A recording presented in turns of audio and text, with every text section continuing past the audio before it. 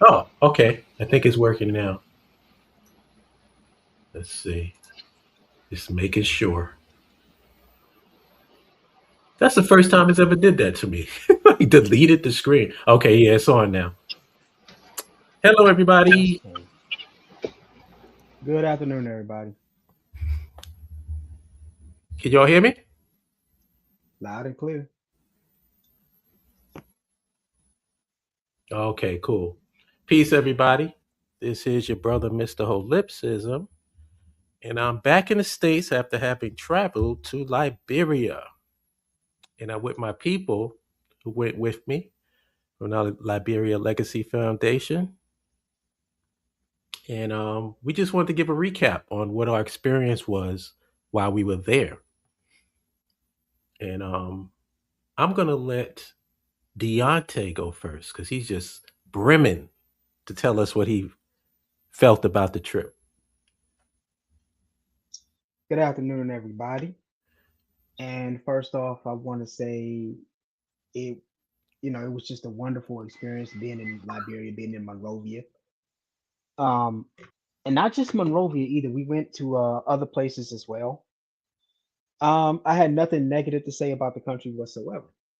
One thing, a couple of the few things that I want to point out to that I really enjoyed was, for one, the weather. I'm a huge fan of warm weather. Um, you know, just the sunlight and just the energy that was there, um the ability to just be there amongst these kind of people and just feel that kind of energy, that kind of vibe, and just being able to experience Liberian culture as it is. The people there are very friendly. Never had an issue with anybody or anything. And when we were going to like institutions such as banks or restaurants or anything like that, the people there were very friendly. They were very, you know, very professional. Never had an issue with anybody. Their attention to detail and hygiene and everything was just clean and just perfect. But a couple of things that I did pay notice that I did pay attention to also was the level of just hard work that I saw some of the people, the men and women in Liberia doing, from working on buildings to working on their roads or trying to fix the situation there. I saw a lot of hope. There were not a lot of hope. There was not a lot of them working on it there once, but there were people actually trying to make a difference. And you could feel that the people there were aware of everything that was going on. And it just it the people there, I'm not going to say shocked me with with their intellect or nothing, but they were really on it. Like I expected these people to be on it. They're very smart people. You obviously can see that. And you know I can't even articulate how good it actually was. Like the beauty, but the one thing that I really treasured the most was the beauty of the country, from the scenery to the oceans to when we left Painesville and went to another part of the country and we saw the waterfall, and just it's a beautiful country with a lot of potential, and the people there are so kind. And it I wish I was still there now. Liberia has a lot to offer anybody, and I want to end on that because I don't want to talk for too long. Oh, you ain't talk for too long. You were good. Um, Tell them about your experience with meeting the facilitators and the students from the Liberia Leadership Academy. Meeting the facilitators and the students was probably my most favorite part of the trip, because they are such beautiful and very humble and very smart people. It was an eye opener, and that's probably the one thing that'll stick with me through that entire trip, was meeting the people that we were actually working with and helping to mentor. I think for me that was the biggest thing, and to be able to shake their hand and introduce people, and I still stay in contact with a few of them.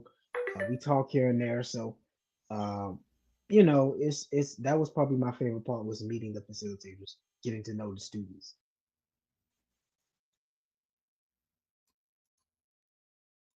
Yeah, that was actually one of my favorites too. I love the. I'm gonna probably post up some of the testimonials because we went through and each student gave like a testimonial of how they felt about the Leadership Academy. Um, So be on the lookout for that soon. We just have so much footage that we got from the trip, so we're just trying to put everything together and you know create some type of package.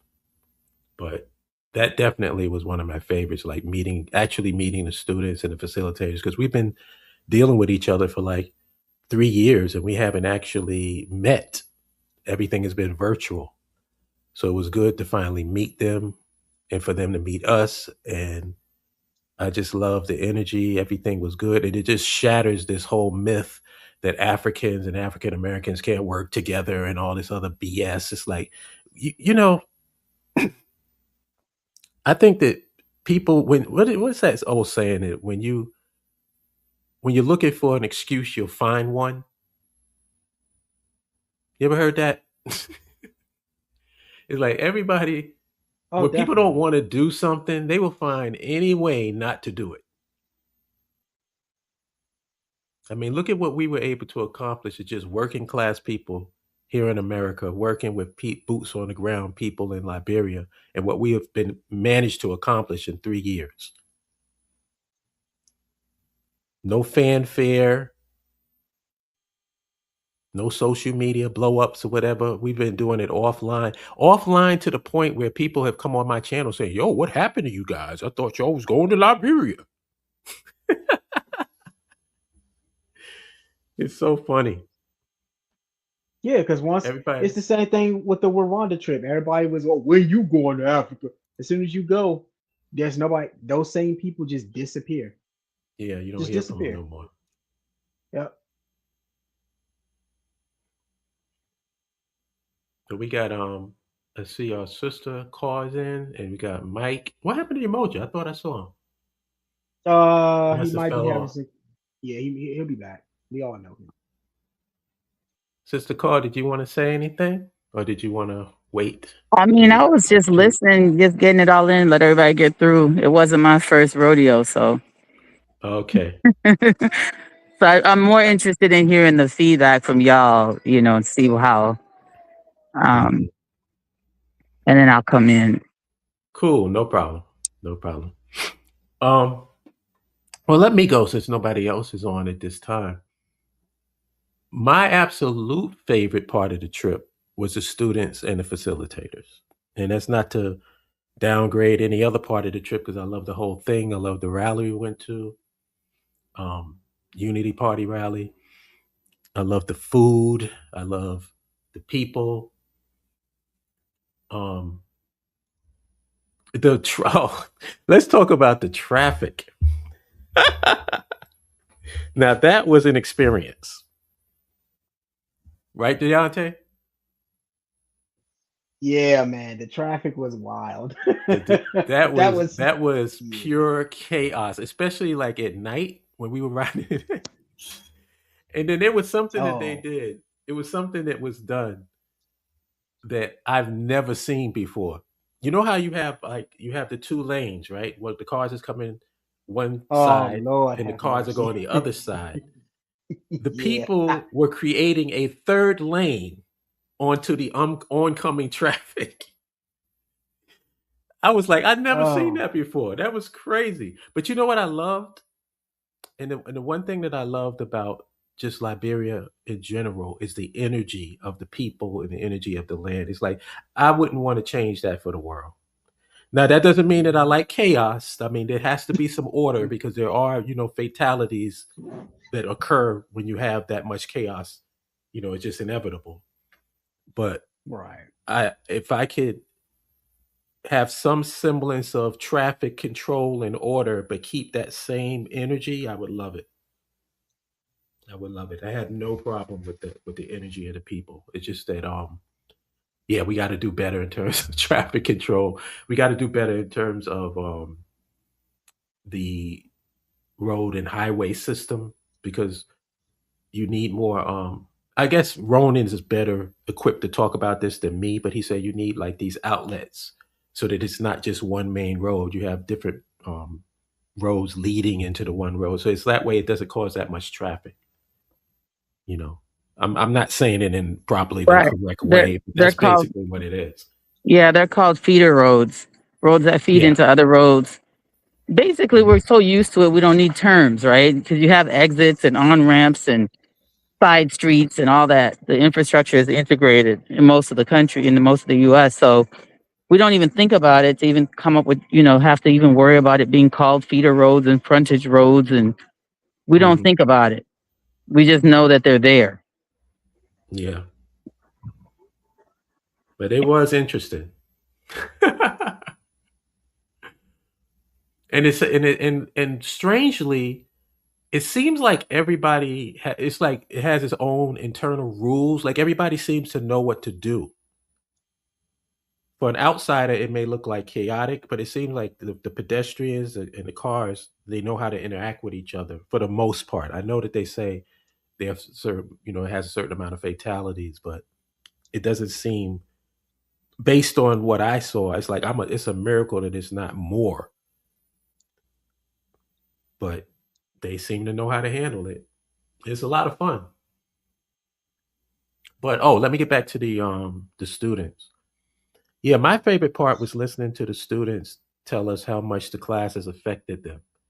Seeing them come into the class one way and leave out of the class more enlightened, knowing what their history is, knowing what it is to be ethical, be an ethical citizen, a responsible citizen, or an informed citizen, the importance of that, and knowing that they spread that. It's not. It doesn't just stay in the classroom. When they leave the classroom, it spreads to their friends, spreads to their families, their colleagues, their coworkers.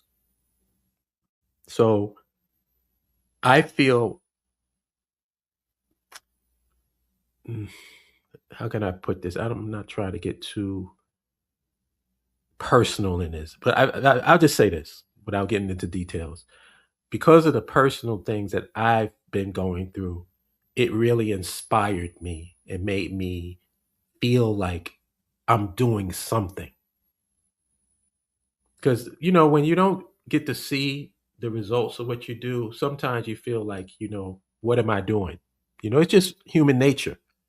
So to go there and hear the kids, or the young adults, I shouldn't call them kids, the young adults tell us what the class meant to them and how it's changed their lives, that inspired me. And it made me know that, yeah, I'm doing something.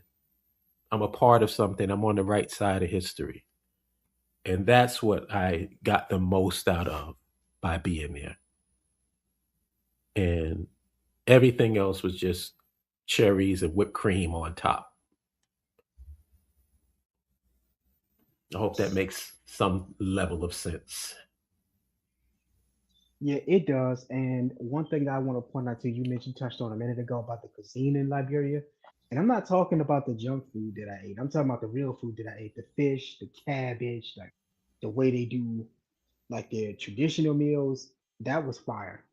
Like I Mhm. never like I never had food to that kind of quality level. Traditional.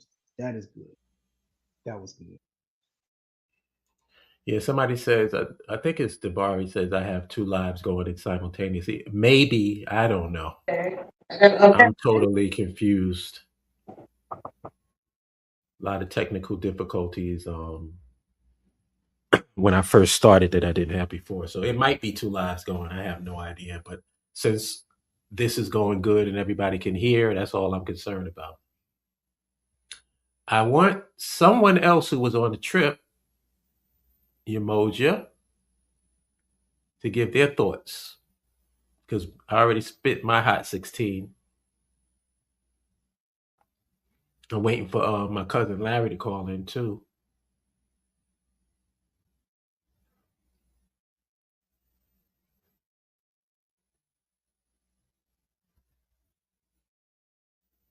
Hey, there he is.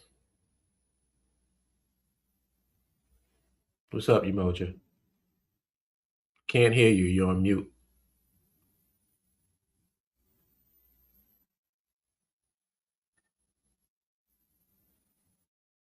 You're on mute. Can I take him off mute?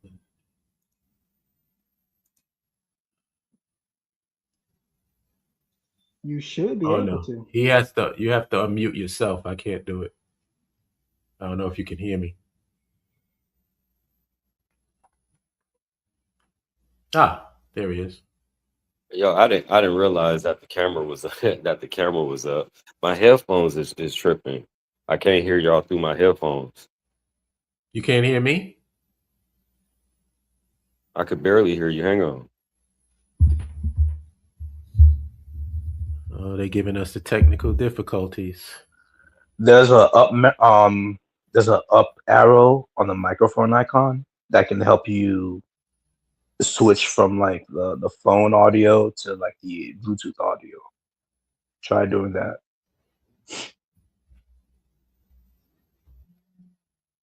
Thank you, Mike. I really wish Mike could have come. That would have been cool. But yeah, there's Yeah. always next year. Yeah. I mean, so far, for y'all, what you talked about from the traffic thing Hmm. and just the energy of it, it feels like deja vu. Um, because that experience is what you get like when you go to Haiti without the you know Western, to be specific, U.S. interference, and Hmm. without the BS with the gangs and stuff, which is again U.S. Western interference. So yeah, like it's when you at peace and you're by yourself, you're not really concerned about what other people are doing around you, or foreign actors. Like your life there is peaceful.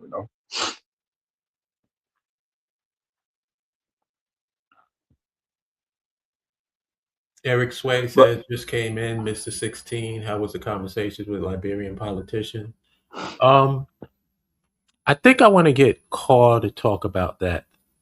Because we did like a little pilot program at the port, and it went over very well. And it might be a follow up on that, but I want to have her talk about it because she's more directly involved with them. hey, one thing I want to ask though, I know y'all said that I had free time like the last 2 days on the trip. Mhm. Did y'all manage to go to like any of the national parks? I know y'all went to like a Uh, waterfall place, right?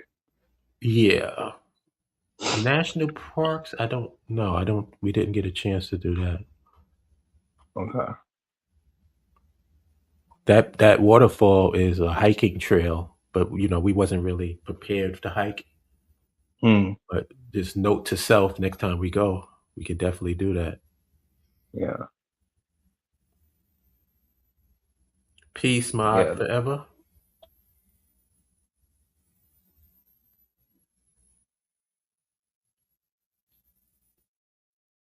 I wonder. Our sister Ethel went with us. She's in Ghana right now, so she's probably busy.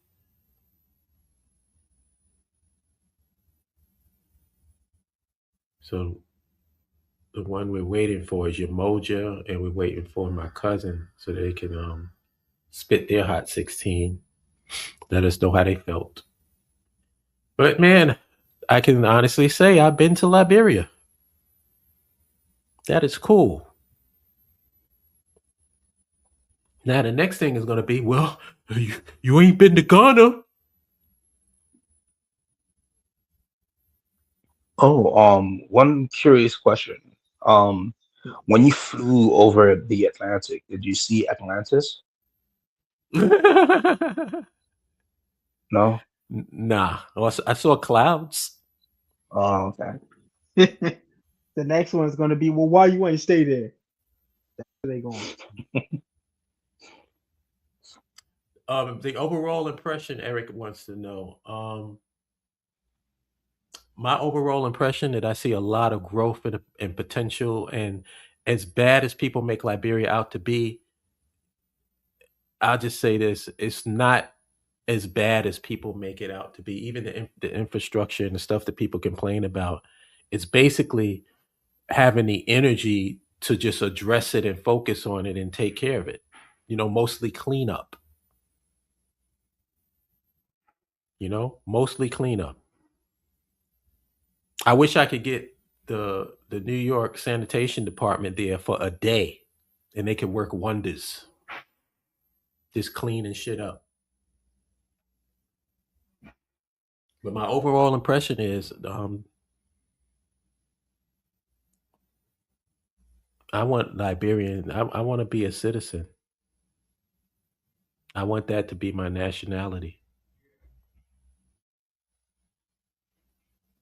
I don't think I'm alone.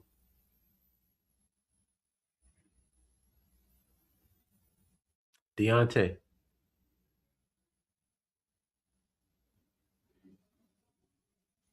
Yeah, I'm here. Go ahead. No, I'm asking you. Am I alone? No, you're here. You amongst friends, man. You ain't alone. Did they explain how that process would go for the citizenship You just gotta live there. and be I mean, if black, you of course, want, right? if you don't want the citizenship to be anything other than ceremonial, yeah, you gotta live there, which is not a problem. Mm. What's up, Larry? Yeah, what's going on? What's up?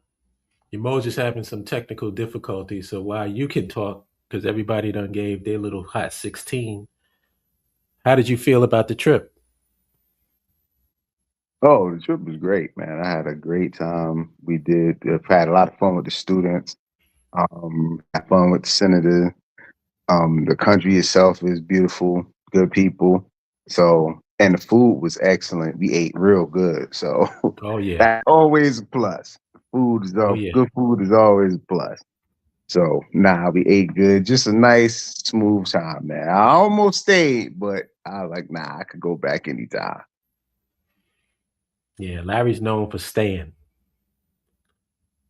He like it. He'll just stay there. Yeah, I What was do like, you eh. what do you feel about the students and the facilitators, like that section of the trip? Well, I think I was pleased with how they spoke about it affecting their lives, and um the facilitators loved them. Definitely sharp. Can quote and recite, history and things like right on the spot.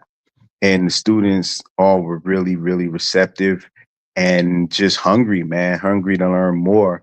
And it created, just created the positive things in their life that they needed and give them a more positive view of their country versus what they've been taught and what they thought. Mm. Yeah, that like I told everybody that was my favorite part. Oh, for sure, Just for sure, personally, definitely, like yeah, definitely, me too. I'm definitely going to edit that part where Paul was giving his testimonial, Uh huh. and I'm going to put that up. But I told people we have so much footage, we got to put it all together and kind of get it organized. Oh yeah, I'm just mad nobody recorded me busting my ass on the waterfall. Well, you did. Well, no, but you don't get to see. I wanted to see the actual fall. I know what it felt like, but I just wanted to see the actual fall. I wanted to see what it looked like. Please tell me you didn't delete that video. No, I still got it. Okay, send it to me. I want to see that. Yeah, I still got it. You hear Deontay in the background talking about, "Oh shit, Larry, you all right?" Like, Yeah, yeah, that's man. Like, yeah, that's I'm good. rocks and water. That ain't cool. Yeah, he's like, yeah, you all right? I'm like, yeah, well, Luckily, I'm you ain't fine. go tumbling down. That would have been funnier. As long as I wasn't half dead or hurt, that would have been funnier. Because the fall itself was hilarious. Deontay Yeah. made it funnier. Yo, I was like, yo, he just took a seat. I was like, yo. Yeah, that made it even funnier. I was already laughing. Because I'm looking at this shit, and then that's what made it so funny. I'm looking at the spot that I stepped. It wasn't like I didn't. I looked at it, but I'm like, okay, yeah, it's a little wet right there, but I guess if you step in it, then it won't be that wet. Man, not taking into account that moss and shit. Oh no. Oh yeah, yeah. That guide, whoever that guy was, he's like, "Yo, step on the dry part." I'm like, "No, you don't have to tell me twice." Right. But the cool thing about this trip is that by going on the trip and doing things, and we didn't go everywhere, we didn't see everything, but we saw enough, and it'll give us an opportunity to prepare better on the next trip. So if anybody is going next year, I think it'll be even better for you because then we'll get to hit up the spots that we didn't hit on this initial trip. Yeah, that is true. Food That, was good, especially the food that Auntie Miata gave us. I'm like, whoa, oh that fish yeah. was fantastic. Yeah, The buddy. the only thing we missed out on was the palm wine. We just never could find it. That was the only thing I Yeah, regret was not getting that. yeah. I didn't get the palm wine. Oh well, yeah, I wouldn't have tasted that anyway, so but Yeah, your mo just having a really rough time. where is he? I don't even see him. He's there, but he's having technical issues. I heard you guys were praising some kind of fish dish. What was that made out of? No, it was just fried fish, but it was fresh, like freshwater fish. So it wasn't like Oh, just normal. Yeah, it was like freshwater fish. So And and seasoned perfectly. yep. mm, But they had different kinds of dishes there too. But they also have a very American palate as well. So you can get stuff like pizza and cheeseburger. That cheeseburger was off the chain too. Oh Um, yeah.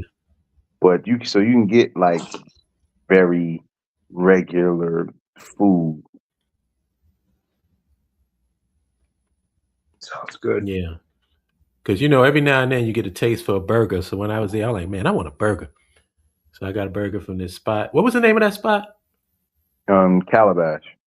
Calabash. That burger was fantastic. That hit the spot.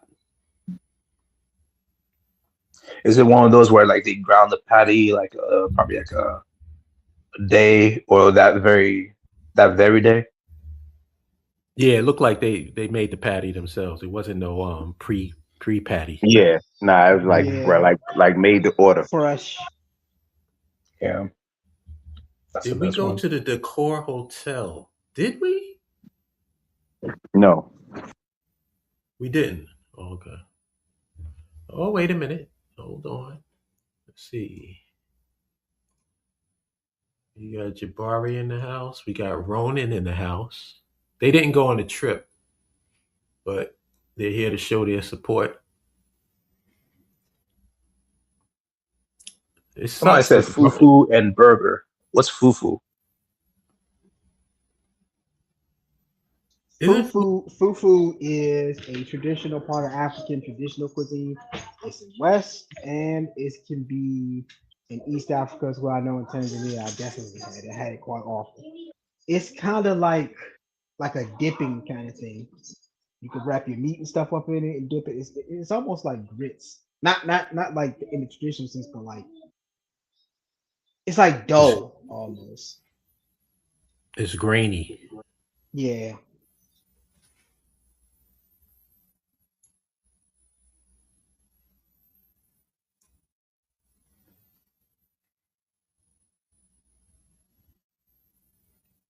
Was there anything else, Larry, you wanted to talk about?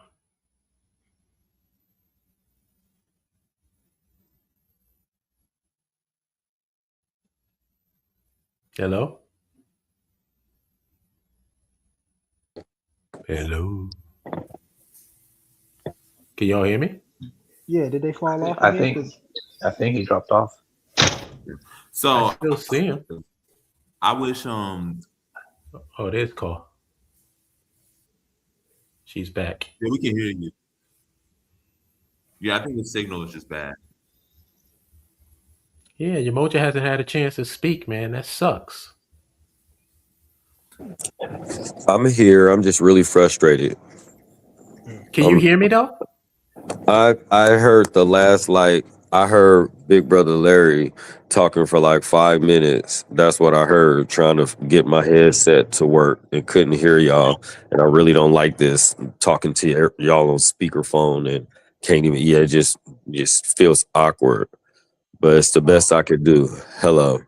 Seriously, oh, because I know speakerphone probably works, but it just feels weird, and I don't want to connect to my computer. It's just been frustrating 30 minutes. I'm bothered, but I had I a hear great you. time on the trip. Well, we can hear you now, so spit your hot 16, bro. Tell us how you felt. What did I miss? I feel all right. My nose stopped up a little bit.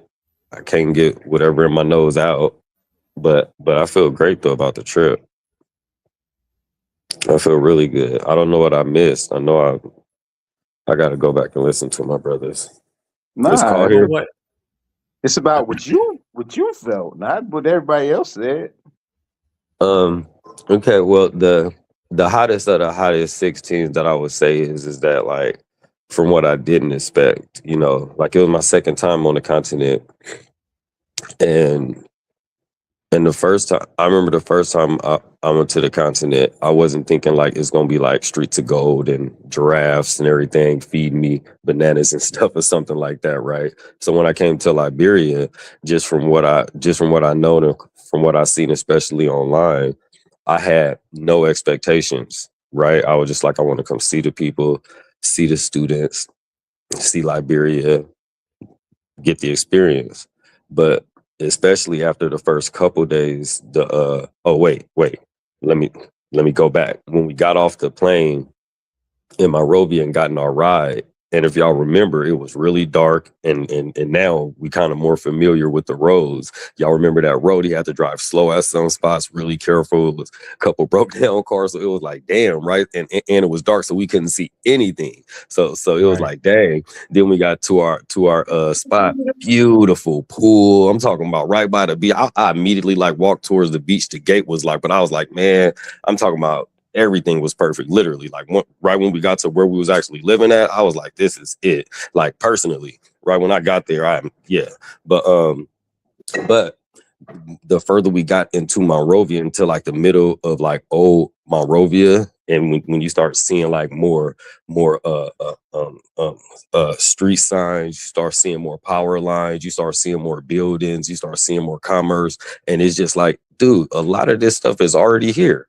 It's not like we come into something that's like stuck in the 1700s or something. Like no, it's still a lot.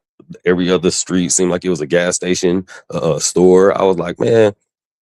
So that's probably the like I would say the hottest of the hottest, and then the people. I think I heard Deontay at one point talking about he's seen some smart people, or he was talking to some smart people or something, and that's just a fact. Like and it's some hard workers there. Yeah. It's just a lot more developed than even I anticipated, and that's like really good news. How did you feel about the Leadership Academy, the students and the facilitators? That part.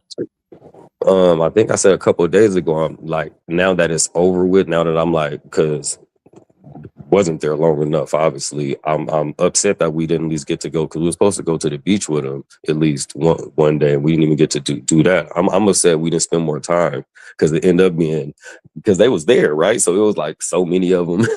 But listening to them when we all sat down and talked, oh man, a couple of them like really like moved me listening to them, like, damn, you know what I'm saying? Like, this is what we really doing. But when you're really seeing the effects of what you're doing, it hits a little different. It's the stuff that you don't see. You can't really quantify it with, like, you can only quantify it like years down the line. You see what I'm saying? Like, then you could really see it like, nah, he was involved with this development. She was involved with that policy type stuff, like in real life though.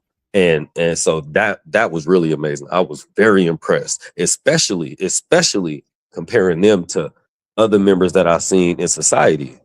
I can't say that, because I did talk to some general public, even if there was a lot of wait staff, a lot of people who were just out and about, right?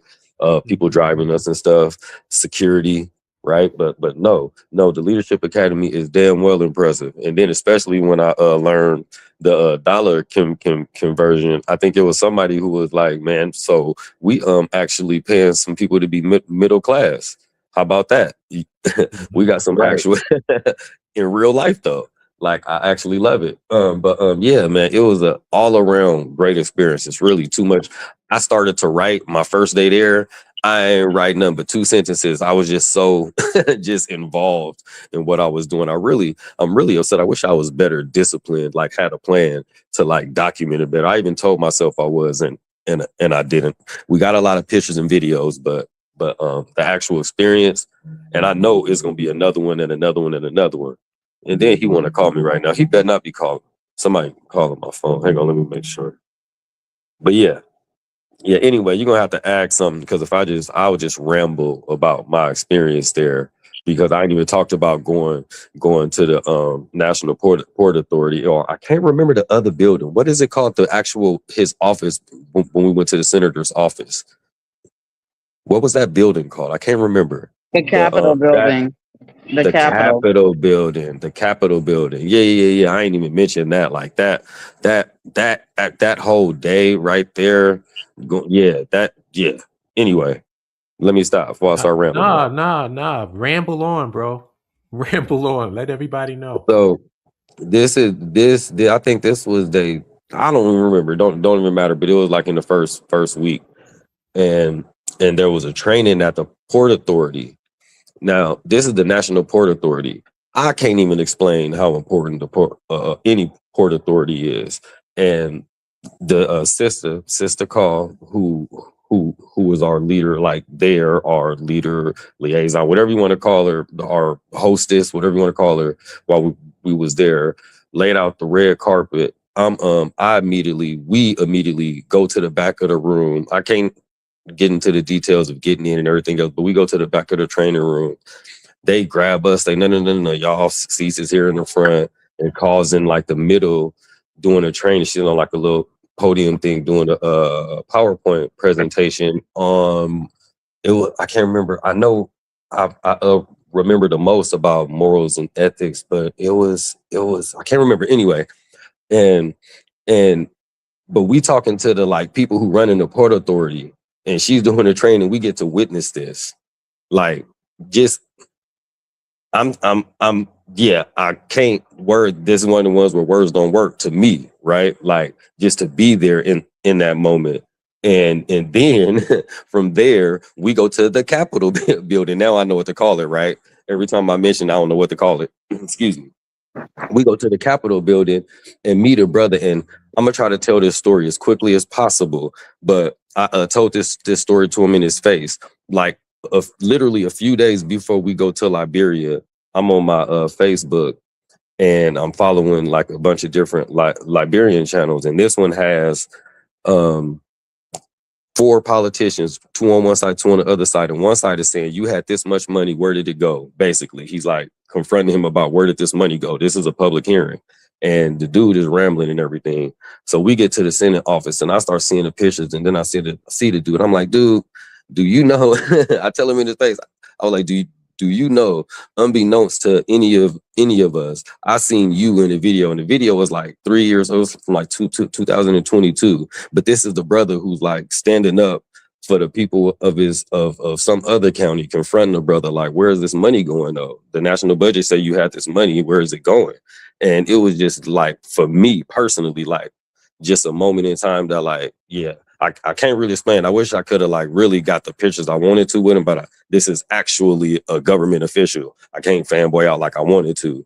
So I sat in my seat and was polite, but it was a wonderful thing. And then it was the next day. I think it was the next day. We all I know is we were supposed to meet him at 4. I don't think we got there till like 5 something 6, but I know it's supposed to meet him at 4 somewhere, and it ended up being like one of their spots in I think the 19th district. Somebody could correct me if I'm wrong. And we sat there with them, watching them drink beers, talk politics, talk about old politics, new politics, and just listening to them. And the brothers who was there, we talked about their experience in America. I asked the one brother, because he went to Mississippi. I said, wait, but did you go to where the black people in Mississippi are? He said, yes, brother, I did. And I cried. And even that experience, knowing that it's people who know what's going on, knowing that it's Liberians who know it was just man, can't nobody tell me nothing. And again, I start rambling. Y'all better leave me alone. But I had a great time. But that day, that experience there, incredible. For real. That right there, I could have just went home and just started to plan about the next year type. But yeah, somebody else could talk now, because my nose is stopped up. I told you. And he wanted us to stop him from rambling. Last thing for real. The videos, the types that I just posted in the group where Carl was like, this cannot go public. Like, I got some more of those that are so powerful, y'all. Like, I'm telling you, the one it's like 5 or 10 minutes, the one where when I started telling Carl, and then all of us start, oh man, it's just wonderful. The wind is really windy. I haven't listened to it all. It's really windy, but it's still, to just be on the phone out there on the rooftop, man. Like, even that rooftop, I got some videos of me working out on that rooftop that I haven't shared yet. Like, it's just, that rooftop, the rooftop hours, the one where we was in, Big Brother higher one. Oh man, in the morning, man, you can't tell me nothing. Y'all making me think about it now. Now I'm starting to miss it. I'm literally stopped talking. I'm sick of y'all. Yeah, that was a good experience. We were on top of the roof of our hotel, overlooking the spot. It was just so cool. We have a nice conversation. I want to see that video. We don't have to make it public, but I at least want to see it. I just gotta get some. I think I gotta clean up my phone. I'm scared to download it and mess it up because it's so long. I want to make sure I got enough room on my phone, and then I will. It's no problem. Yeah, definitely. Well, Sister Carr, the floor is yours. Y'all gotta give me about 5 minutes so y'all continue talking. Okay, no problem. Yeah, If man. y'all ain't know, Sister Carr is her. Oh yeah. It's amazing how we need F1. Isn't it? It would be good if he was here. But isn't it amazing how like the people like her who like really, really do a lot and do so much. I don't think that it's about being humble, because you can't just run up on call and just talk to her or treat her any kind of way. But I don't know the word for it. But it's like she just what was the word that you used, Big Bro, when we was there? Not take light. Genuine. Not genuine, trivialize. She don't do that to herself though. Yeah. She doesn't trivialize it, but she just makes it seem like it's trivial. You know, like the stuff that she does, like us just going to the Capitol building, us going to a training at the Port Authority. She's like, yeah, you can go if you want to, and yada yada. And like, what are you talking about? Oh, Yamoja and Larry. Huh. Tell them about the gift we received. You talking about from the senator? Yes. You mean the gifts? I think I was telling. I don't know who I was telling. I think that one would be better for Big Brother Larry to tell, because he the one initiated it, like, basically. Oh man, the traditional garb that we was able to get while we were sitting there just hanging out with them, laughing, kicking it, because that's really what it was. Like, I mean, they was spitting some real facts, but not in a preachy kind of way. So it was just laughing, learning, talking, just kicking it. And brother came in and had some traditional stuff to sell. And so everybody was able to pick out something that they wanted from him, and the senator gifted it to us. So everybody has an outfit that we throw on. I know Brother Larry. Yeah. Brother Larry. Yeah. You're gonna have to you're gonna have to before you tell how wonderful Big Brother Holly looked in his shirt. You're gonna have to let me tell this story. I'm sorry. I thought you was gonna Oh, tell it much better. Just let me tell the nah, first part. it ain't to me. It ain't. It's nothing for me. Yes, Go it ahead. was though. I think it was. Do, I think it was do your way more thing. playerish. How it happened is way more playerish than how you said it. So we sitting up there chilling, and you standing on a note. You was, I don't know if you had got up and went to the bathroom and came back, but or if you seen the dude walk up. But we just chilling and No, I somebody seen walk him. up Yeah, I like seen they him walk do up. selling something, and the dude just so happened to have like some of the pretty much some of the best stuff that we had seen since we was there. Some really like thick, heavy, authentic like dashiki type shirts and dresses and stuff. So big bro Larry, who was just talking, he goes over to him and he looking and he's starting to look at him and he going through like a few of them and he like, oh, this one. This one, I'm looking at them like, nah, because I just got some shirts. I'm like, nah, I wasn't even gonna get anything. And Brother Larry had took out two, and he had took out two on the side. And while he folding up the other ones, the senator said, that's what you getting?" He was like, "Yeah." He was like, "I'll get it. That's my gift from me to you." And then literally everybody just started getting them. Everybody just started grabbing. He was like, "You can get one, you can get one, you can get one there." And I was like, I wasn't even thinking about one. My little greedy self. I like this one. He even got me Mm. straight up. So it was more of a like, nah. It's nothing. He wasn't anticipating it or anything like that. He just seen that Larry was getting two and he was gonna get Larry's, and everybody else just went on and said, "We're gonna get one too." So I thought it was way more just like more just giving. I say players because I can't think of a better word for it. But yeah, that's how I would have told it. Sorry. That was excellent. Thank you. But that is exactly how it went. Exactly what you Yeah, that's said. what I thought you was gonna tell it exactly how it was because I thought that was tight. And whoa, nah, it definitely was. He was like, like, okay. You know, I That was, didn't realize. Did I get a Because picture of you mine? was gonna buy it. He didn't just come up and be like, "Hey, Yeah, let me get nah, something for my friends." No, you was the only one looking at him straight up. Is Because there any? Is there any that's how I picture? remember it. Is there any picture of me in mine? Oh, you look so good in that. I mean, and that's not probably even trying to not. like tug on your coat. You actually look good, and I was like, "Did you bring that? Did you?" No, that was that so, one. so I just wanted to come in, y'all. I just enjoyed listening to y'all. But the fabric that the shirts are made of is called Liberian country cloth. And it's traditional woven fabric. So that's like our national fabric. And I think Right. most African countries adopted a national fabric Mm. because of Liberia, because Liberia is the oldest. So every African country, even though they have multiple different types of fabrics that they use, everybody's decided to choose one as their national fabric. And the interesting thing is Liberia has many types of textiles, but that is the one that was chosen, the woven country cloth.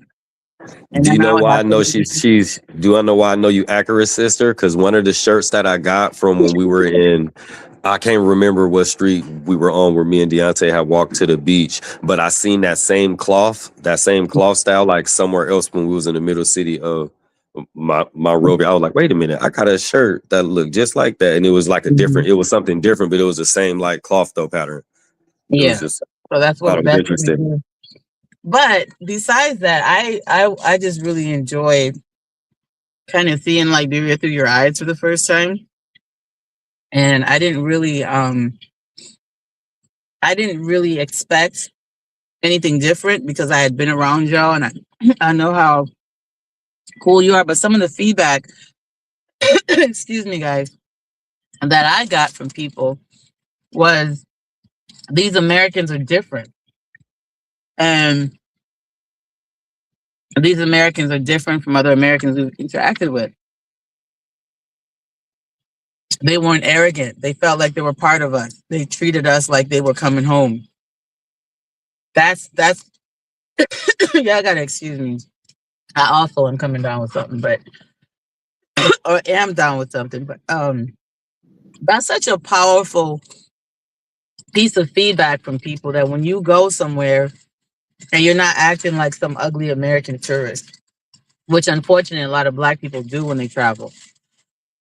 Because at the end of the day, African Americans are Americans. And at the end of the day, when they leave with that kind of American disposition. The fact that the people saw y'all as even conducting yourselves like returnees who were Liberian. And one person specifically told me, who's the driver, Steven, specifically said, even the Liberians who were born and raised here, after they leave for 5-10 years, they come back and act like they're better than us. And these guys, this is their first time coming to this country, and they made us feel like they're our family coming home. So the welcome that you received was also because of how you were perceived and how you carried yourself. So I wanted to throw that out there. It's a two-way street. The welcome you received is because of how you were perceived and how you carried yourself. And people loved you because of how you loved them and how you showed up. So that needs to be said. Wow, that is definitely touching. So the Yeah, other for real. I'm about to say I appreciate that. So the other thing I'll say is, that I didn't hear anybody mention. All the other stuff's cool, of course. Meeting our young people in person for the first time. I also had not met any of them. I hadn't been to Liberia for 10 years. So that whole thing about me being the host and stuff is kind of funny to me. But I hadn't been there for 10 years. And the thing that was really profound out of all of this for me was the church experience. Sitting in the pews in the church and basically feeling like I was in the deep south. And I've been to church in Liberia a lot of times, and I always have the feeling. But although it was a solemn occasion, it was a funeral, sitting with all of y'all who have roots in the South somewhat, right? Even if it's your grandparents, and then knowing that you felt familiar in that church service. Nobody was really asking any questions, really. It was like it was so natural that y'all didn't even think it was weird. You understand what I mean? And that's what makes Liberia so different from other countries, even Sierra Leone. The church experience in Liberia is very unique to Liberia because most of the church influence, especially older churches, is African American culture. And so the way the worship songs, the process, the way we worship, it's very Southern Baptist, Southern Methodist, Episcopal, AME, African Methodist Episcopal. All of that influence is there. So I wanted to point that out. And then the other thing, the highlight for me was that the National Port Authority managing director, Sekou Dukla, giving us an opportunity to talk to 2 people from every department at the port. It ended up being about 60 people or something like that. That we got to spend 2 days doing soft skill training. And that was just powerful. Anti-tribalism, cultural tolerance, because we have to remember Liberia is very culturally diverse. We don't talk about it, but people are from different backgrounds and have different beliefs, different religions, different ethnicities, different linguistic backgrounds. So all of that, while everybody's Black, within the Blackness, there's a lot of diversity. And so we don't talk about it enough. And that's why we have adversity, because we don't allow ourselves to embrace our diversity as Black people. It's like you can be united and still have your culture. And that is something that we don't have we seem to not have the right to express as African people around the world. That in fact, we do have different cultural, linguistic backgrounds, religious beliefs. We're not all exactly cookie cutters of each other, but we have a shared experience of Blackness. And that is something that Liberia completely represents. And I think they're forgetting. And so having an opportunity to stand in front of people and talk about it and remind people, this is our legacy. Our legacy is, with all of our diversity, this is the thing that unites us. These are the ties that bind us. And we need to keep that at the forefront. So those are my little 16 bars. Next. Facts. Excellent. Did any of the people on the line now who didn't go on the trip, did you have anything you want to ask or say?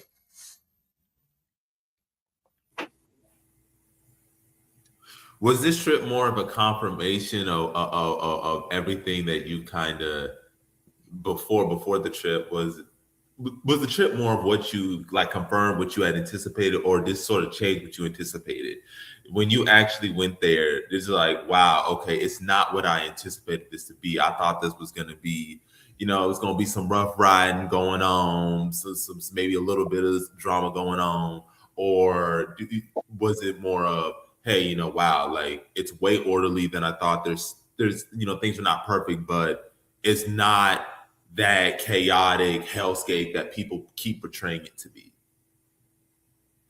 Um, when you say chaotic, that could have a negative connotation to it. Yes.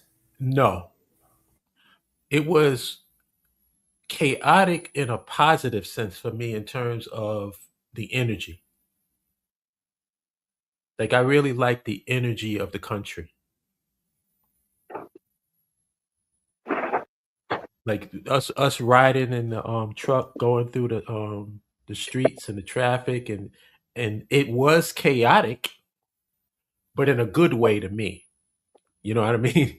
And I don't want to say it in a way that, say, oh, this should be a free for all and there shouldn't be any order. No, there definitely can be some order and a better designed traffic system so that Monrovia is not so has so much traffic that it takes so long to get places and stuff like that. I mean, it's basic infrastructure problems that can be overcome and can be dealt with.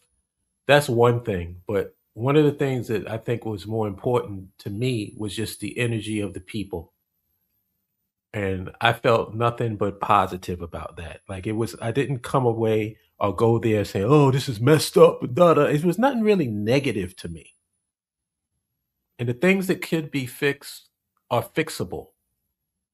You know what I mean? Yes. Yeah, it's not like, oh my God, Liberia is messed up and it never, that wasn't the case. So in a way, it was kind of confirmation of what I felt. Um, I got to experience the country in its raw form, and I like that. I think the people, there's a lot of people who know what time it is and know what the problems are and how to fix them, which is very positive. I think your Moji can speak to that, but that's one of the things that he took away. He's like, yeah, people ain't dumb. People know what time it is. They know what's going on. So a lot of the things that we talk about in terms of fixes and solutions, I think are going to be embraced, and people are open to it. It's not going to be as much resistance as possible. Now there is going to be some resistance to the people that's in power. That's for obvious reasons, because you know a lot of people get comfortable in positions of power and then they don't want to do anything. And the You're people that bar. want to do something get a lot of pushback and a lot of strife and a lot of, you know what I mean? They get challenged a lot. And I don't feel comfortable telling you the conversation that we had with the senator. I think, I don't want to really make that public, but it was enlightening hearing what he had to go through and the things that he's dealing with to try to get things done. You know what I mean? But overall, positive. I have very little negative to say about the country.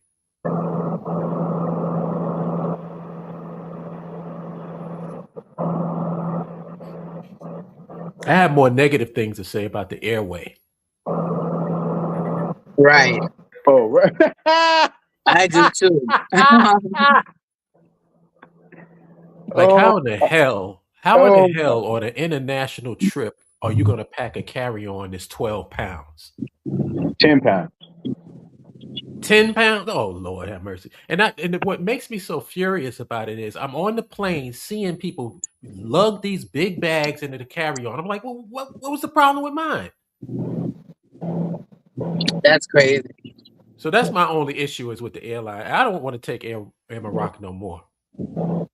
No more. I want to find another way to get there besides that.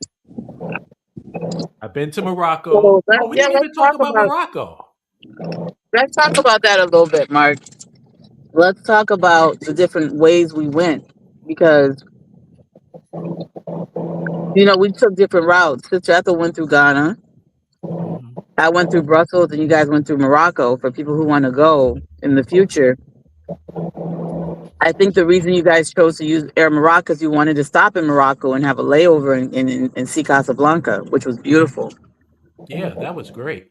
Yeah, and Yeah, I think Yeah, it I was think great. Sister Ethel wanted to, she wanted to go to Ghana, which she is in Ghana. She wanted to also go to Ghana and kill two birds with one stone. So it is what it is. I know What do you, Larry and Yamoja is going to get real mad at me because they, they said I've been complaining about this. You For better not some say nothing about strange, no damn ice. I'm saying it. I'm You saying don't it. say about What no in the damn world? ice. Why would you give people lukewarm water, room temperature water? I'm asking for. Oh, we don't do ice. I'm like, what? where's that? At the hotel in Air, Morocco? no, Air Maroc. Air Maroc does not have ice. Oh, I didn't know that.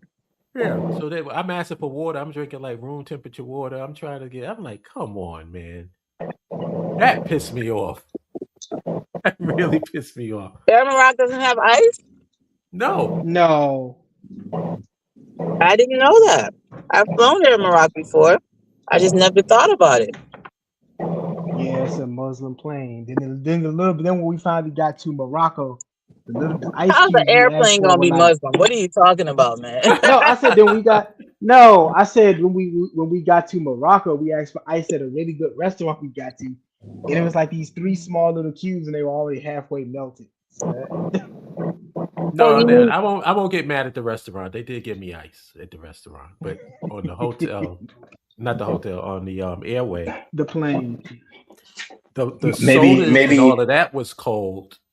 Those were but they cold. didn't have Cold. ice cubes. They didn't have like Right. loose ice. Right. No, maybe ice is haram and on the plane. You never know. No, you know what? That's an interesting thing. It might be cultural Yeah, it is. because that's what because I'm saying. it could be cultural. Because I remember flying on Qatar Airways and Qatar Airways being like the best food I've ever had on an airplane. Mm, Um, and it wasn't business class. It was just regular Yeah. economy. right. And I've flown business class and had better food, but this in economy was the best food I've ever had. So, Mm, um, I think airlines are just a reflection of the cultures that manage them, right? mhm. Because when I Well, took Kenya Airways to Ghana from Liberia, they had this chicken. Their food was nasty. It was horrible. Oh It wow. was horrible. It was supposedly Kenyan food, and I was like, "What is this?" It was like straight up tomato sauce on some dry chicken breast that tasted like cardboard. I took one bite and just pushed it. I didn't want to try anything else from them. Um, so I think it just depends on the airline.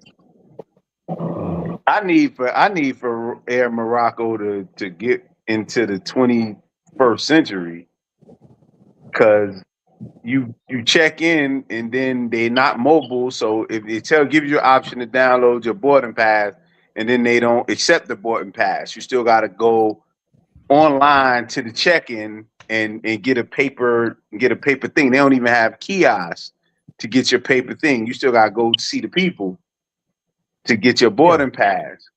Which defeats the whole purpose of having an app. I Right. mean that they do that on a lot of international flights, though, don't they? I've never had to We do No, it. did, yeah, but So I've when never I no, went when through I that took no before. problem. so if I take United Airlines domestically or Delta, I can tap my phone. But when I was Right. going to Brussels on United, they had to print me a boarding pass. I don't know why. But all of us had boarding passes going to Brussels. That's there. I haven't had to do that at all. I Flying, mean, it might flying just international. be, I don't know. It might have just been. And then they didn't. And then they didn't participate in TSA pre-check, so they had me in the regular people line, which I ain't like. Look at this bushy brother. They had me with Good y'all for you. commoners, with you Good for you. peasants. Good for you. I'm so I happy had for to you. That experience was the life of a peasant because of that was Morocco, yo. because of I'm Royal ha- Air Maroc. I'm I I'm was happy for somewhere you, like a Larry. peasant. I asked I'm happy for you, Larry. I'm I happy asked the for lady. you. I asked the lady. I'm like, wait a minute. I gotta go in the regular people line. Do I look like a peasant Yes. to you? He was like, Yes. he was Yes. like, I am not a peasant. Oh, I'm not a peasant. yo, So mad. I'm yo, like, yo, Larry. I don't even know what to do around these regular people on this line. They taking off their shoes and I'm like, I don't do this. Yo, Was that thank you, Larry, was for that a suffering. Morocco thing or was that an international flight thing? I don't get it. Nah, that was a Air Morocco thing. They don't participate in TSA pre-check. That's Oh, crazy. beautiful, beautiful. Hey, I was man, I'm like, gonna bring my brother so he can suffer along with you. So he can get that experience. I That appreciate is it. hilarious. let me explain something to you. That will never happen again. Oh, He's like, I've that was lovely. tasted the life of a peasant, and it shall never happen again. Exactly. That will never happen. I'm looking at people like, what? Take my shoes off. What? That is funny. Like Yo, who thanks for did that? reminding me, Larry. I got to get that. What do you call it? Global entry or Global something? entry. Yeah. Yeah, I got to apply for that. Yeah. I was like, oh no. Also, got to make sure So Chase give me a. it started out messed up for me. I'm like, hold on, first you don't do that, and now I gotta stand amongst the people? Amongst the people. And Chase, I got to make sure Chase Y'all didn't gives talk me. about going and crashing a political rally. That No, was we leave wild. that one to you. Chase So got to give me a card that can put me in as a the legacy member of a political party in Liberia, meaning that my parents um were founding members of Liberian Action Party, which merged with Unity Party. And so I kind of inherited the party. And I, was like, hey, y'all don't have to come, but I'm going. Because I didn't want to push any of my experiences that I had to do on them. I wanted them to also have their experiences. So I asked them if they wanted to come. They were welcome to join me. And uh, y'all hear me? Y'all hear me? Yeah. Yeah. Okay, so UP is the most structured and organized institution for politics in Liberia, and it also has the largest registered membership. Right, so CDC probably has the same number of members or close to it, but they're not all like registered. Unity Party has like a structure, in every county, that kind of thing. So what we ended up doing was going to the rally, and I wanted them.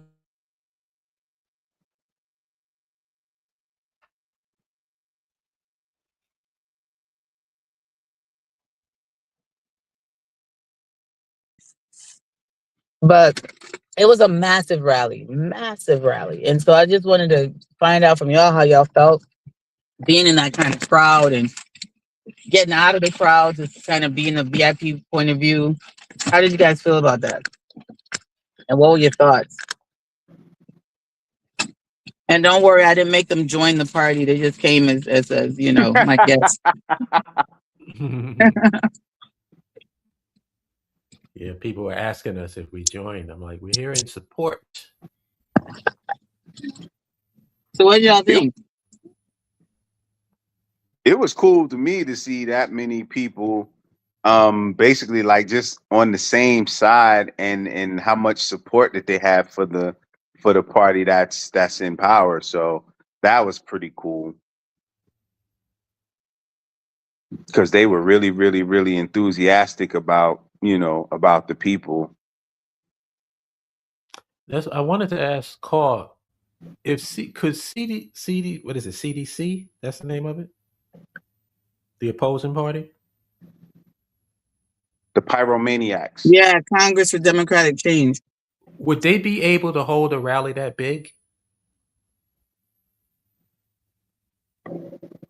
Yeah, I think so. Maybe not as big, but definitely they can pull a crowd. First of all, most of the people that support CDC are really fans of President Weah. He's the greatest superstar, individual superstar in Liberian history. Mm-hmm. So he's like our Muhammad Ali. Right. It's like if Muhammad Ali was still alive, would he be able to pull a crowd? Yes.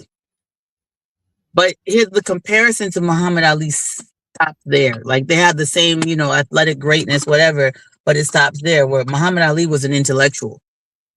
Muhammad Ali was an activist. This man's not an activist. This man's not an intellectual at his own admission. He's just, y'all just I'm entitled to this because I put Liberia on the global map. So I'm entitled to be your leader. And so what ends up happening is when they do call a crowd, because the political institution is in disarray, it's not really structured.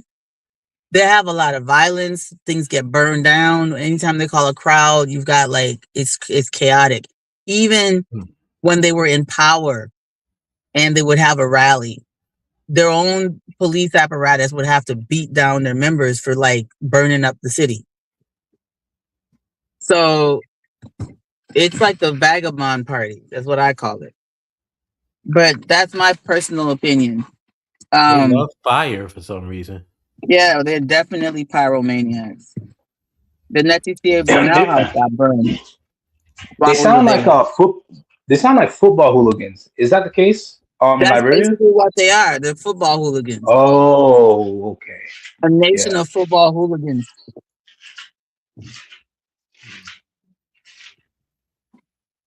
I mean, they're football fans. They go out. Their favorite footballer is, just now it's dragged into politics. Because honestly, he used to draw crowds like this before he got into politics. Yeah, if you don't know what a football hooligan is, think of the Warriors, where everybody's it's like they're almost like football fans, but they also on the side they do street violence stuff and stuff like that. It's very popular in Europe, Central, in Europe, and also in Africa. Yeah. Wherever soccer is a thing. Mm-hmm. And these guys, when they go, it's a big party. It's a big party. So everybody's drunk, everybody high. They're not really going there for politics. They're going there to party. Or fight. Yeah, that too. So it was more organized. Nobody died. Nobody got arrested. Nobody got beat up. It was a more jovial experience. People were happy. Nobody was angry. You know what I mean? Yeah. That's my takeaway. It wasn't really any aggressiveness or, angry people at the rally. It seemed positive. And that's the difference. And one of the things I'll say is that when people go on social media, they have a tendency to be like, oh, yeah, there's no difference between Unity Party and CDC. And I'm like, that's not true. One political party is an institution. The motto is one nation, one people. And it has nothing to do with who the president is. It's an institution. They're trying to promote unity in the country. The other party is about, if it's not George Weah, we'll burn it down. Pyromaniacs. Right. So it is what it is. I mean, we've had too many cases. They tried to burn the Capitol building down. A lot has happened in that country. So, but I'm very proud of y'all for going there and representing the BAIO Liberia Legacy Foundation. And the networking you did, you couldn't have done it, virtually. Right. Sometimes you got to see people and shake their hand. That's right. Give them some dap, give them a hug even. And we couldn't have done it without you. Well, No, I well, don't know that's about that. that's important. That's important. No, well, that's important. Here she go. Here she go. Right. So I got a joke to tell y'all because these brothers is like cock diesel, all built and stuff. And we're to get through the crowd because I didn't want the car to bulldoze through the crowd to take us all the way to the stage. So we decided to walk, and I also thought it'd be a fun experience for us to walk through the crowd to get to the to where we were gonna be either sitting or standing. And so I was like, okay, we're gonna play this like y'all security so you can move people and they're gonna see y'all and be like, all right, we're gonna get out the way. These are some big dudes, they must be security. So so Larry's like leading the way. And they just parting the Red Sea for this brother. Like, look, we gotta get somebody important must be coming. Look at the security. That was You do it. hilarious. That's we they get do to it. we get to the VVIP house. First we went up in the new the building that they're gonna refurbish, and so we could see the crowd from up high. And everybody can't just walk in the building. So I'm gonna put it out there. We got access to all of this stuff. So we go up there, we can see the whole crowd from way up high. And then I'm like, okay, they're telling me to go towards the stage. So we go towards the stage. I see the stage is overcrowded. And I'm just like, I look at it was just me, Larry, and Umoja. And I'm like, I can't go up there. First of all, it'll be my weight that ends up collapsing the stage. The president, the vice president, the first lady. I was like, oh no, I'm not getting up there. So I decided to go in the house. So we go in there. We're sitting on the porch. We got a bird's eye view. We can hear everything, see everything. We're enjoying ourselves. I'm like, okay, let me go inside and speak to the people that are inside. They asked Larry, are you security? And he's still in character. What did you tell him, Larry? She like, you have security? I was like, yeah. And it was like, oh, okay, you need to go inside. I'm like, nah, she good inside, but we wait for her to come out. And they were like, oh, okay, no problem. You want something to drink? No, I'm good. You should have said, yeah, we're security. We're going inside. Come in there. You would have met a whole lot more senators. You should have come.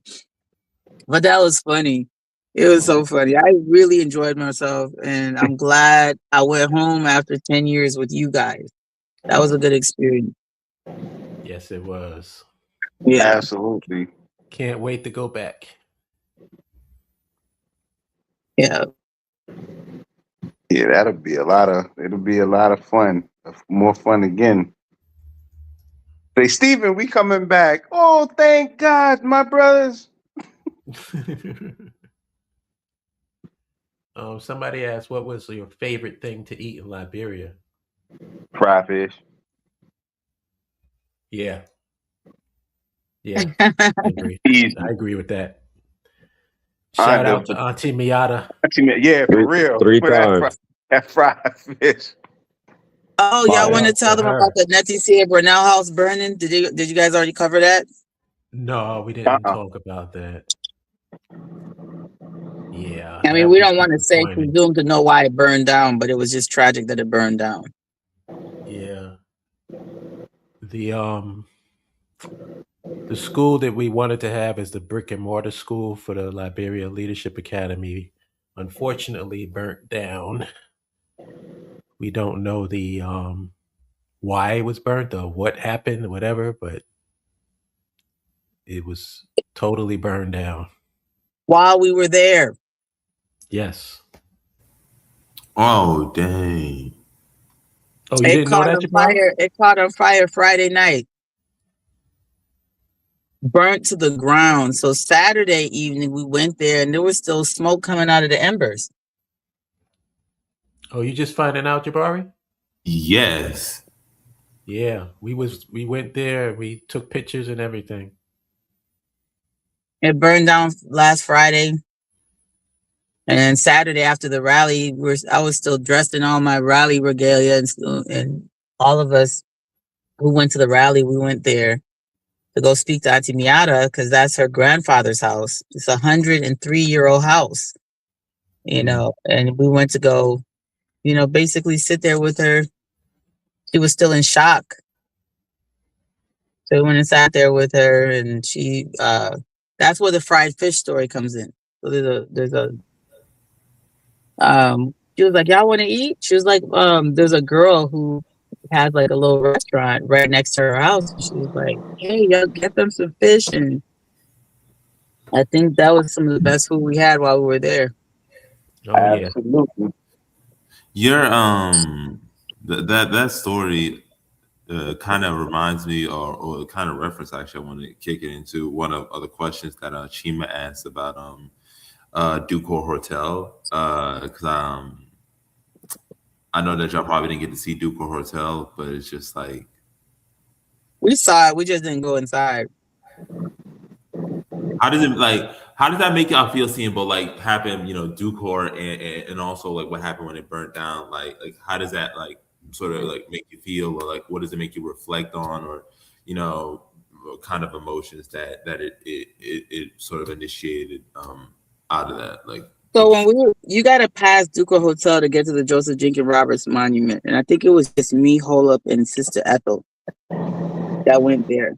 We weren't always all together because some people were sleeping. But yes, sir. I ain't naming no names. But Me? Me? Sister Ethel Holup and I passed by Duco. We didn't go inside. First of all, it's dangerous because it's so dilapidated. But Duco never caught on fire. It just got abandoned during the war, and the squatters live in it and stuff. And then we went to we passed it on the way to Joseph Jenkins Roberts Monument, which was nice. And then Holup and Ethel were over there giving the tour guide a tour. Hey, that shows our success. That shows our success. That shows how far we've come. I'm joking.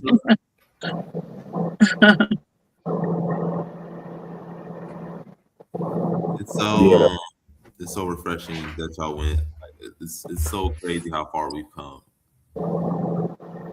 Yeah, I mean, Duco Hotel.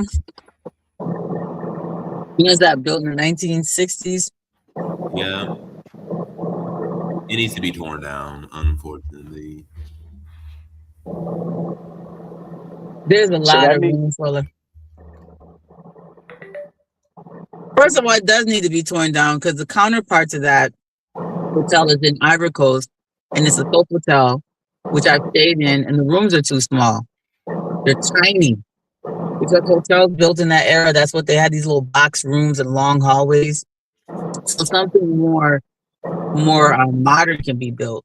In my opinion, it needs to be torn down. Agree.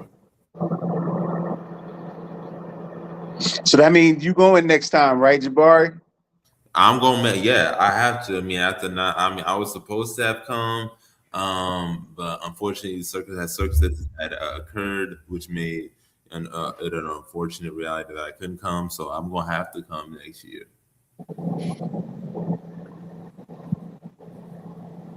Okay. We got to get Mike and we got to get Vic. Well, we know Vic ain't going nowhere. Mike should have been there.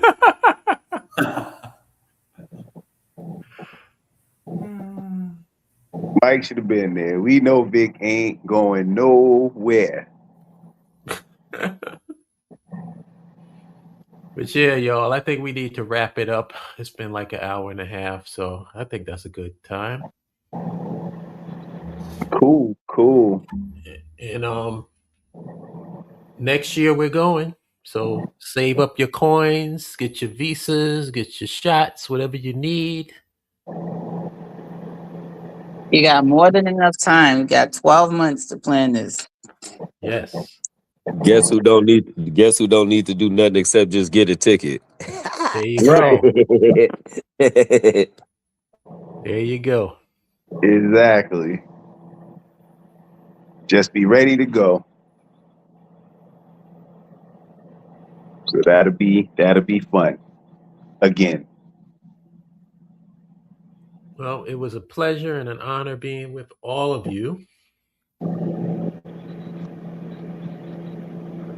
Absolutely. Definitely Peace, talk to everybody. everybody. Great conversation. Peace, Yes. y'all. Enjoy the Love y'all. rest of Talk to your y'all in a day. minute. Peace. Peace. Take care.